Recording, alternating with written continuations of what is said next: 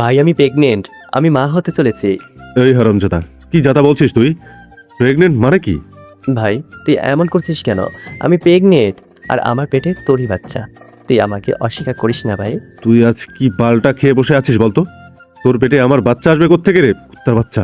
রেগে যাচ্ছিস কেন? তুই কি খুশি হসনি? আমাকে অভিনন্দন জানা, বল যে তুই আমার বাচ্চার পাপা হবি। ওই কুত্তার জাত, ফোন রাখ আর গিয়ে ঘুমিয়ে পড়। কাল সকালে তোকে আমি জ্যান্ত খবর দেবো। না, আমি ঘুমাবো না। যতক্ষণ না তুই সবার সামনে স্বীকার করবি যে তুই আমার বাচ্চার বাপ, ততক্ষণ আমি এই কল কাটবো না আর ঘুমাবো না। বল ভাই, বল যে তুই আমার বাচ্চার বাপ। সবুজ, শেষবার বলছি, ঘুমা। বল না ভাই, তুই বল তুই আমার বাচ্চার বাপ, আর আমি এই বাচ্চার গর্ভধারিণী মা। আমাদের ছোট একটা সংসার হবে ভাই। তার জাত, তুই কি মদ খেয়েছিস? হ্যাঁ, কিন্তু তুই কি করে জানলি যে আমি মদ খেয়েছি? তুই কি অন্তর্যামী ভাই? চলো হারামি, তুই একটা ছেলে হয়ে বলছিস তুই প্রেগন্যান্ট? এটা শোনার পর কি আর বুঝতে বাকি থাকে যে তুই আজ দেশি মাল খেয়ে ড্রেনে পড়ে আছিস?